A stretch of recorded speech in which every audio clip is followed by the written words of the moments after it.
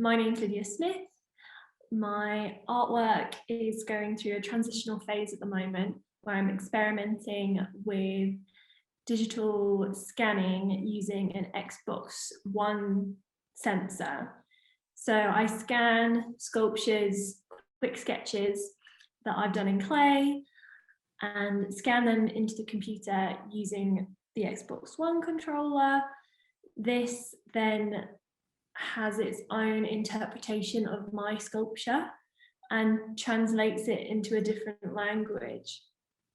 From this, I then take what the computer has generated, use it as inspiration to then create a sculpture in the physical world, again with clay.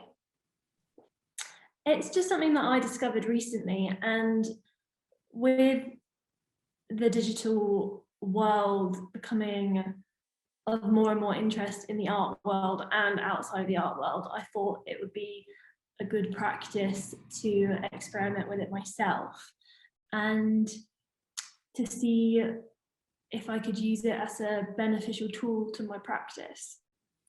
It's called Bandito Residency. It's in Montefelicano in Tuscany, and I entered it about a year ago and got selected to come and take part, and then it pushed back because of the pandemic, so I'm finally here.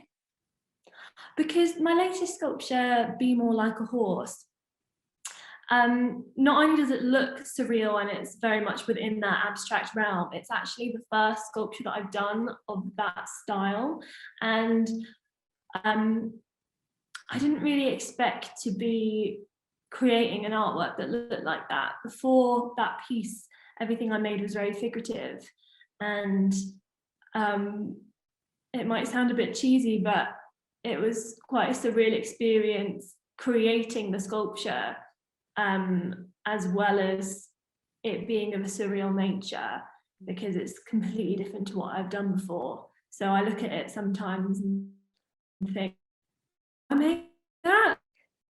So yes, all feels a bit surreal. I'm now basing my practice solely on abstract work. So combining with the digital scanning, the shapes that the computer generates always tend to be, well, in my interpretation, quite organic, natural, stone-looking type abstraction works. So then I take these and create a more abstract, dynamic sculpture from these scans. So I always thought I'd be doing figurative, and now I'm doing organic, abstract forms. Yeah, I felt like I'd become quite stagnant, and I've physically moved myself in the world so that it would shake up my artwork. So I stayed in the studio that I was in before for 3 years, and it was in the countryside, and I thought, you're not going to change if you don't actively change. So I moved to London and had a studio share with 2 of my friends, and then I ended up not making any new work really for a whole year that I stayed there. And I thought, well, this hasn't worked either, so let's really shake things up. So I've been traveling around Europe with my studio flat packed in the back of my car for the last 2 months, and this has been the transition period of creating these abstract sculptures and these digital manifestations.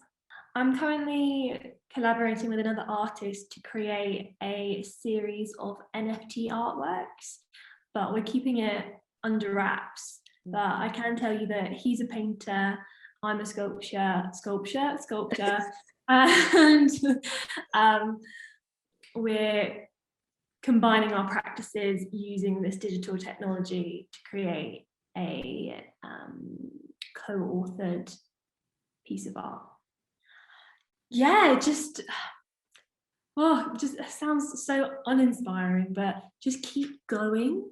There's been so many times that I look back on the moments where I've been in a complete mess and just been like, that's it, I'm giving up.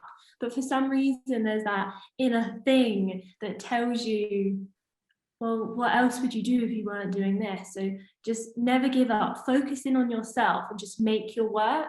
One of my mentors said, you can solve any problem by going into the studio. And I wasn't going into the studio for ages, and lo and behold, I come on this art residency, and all of the answers have been revealed to me. So just keep making work, and don't be afraid to change your work, and stop taking your practice so seriously if you're struggling with it, and just go in and experiment. I've been trying to get into the mindset of being at my art foundation again, and even being at school. Like, I was playing around with so many different materials and different ideas, and didn't really have any shame about my work when I was younger, because there didn't seem to be such a pressure on it.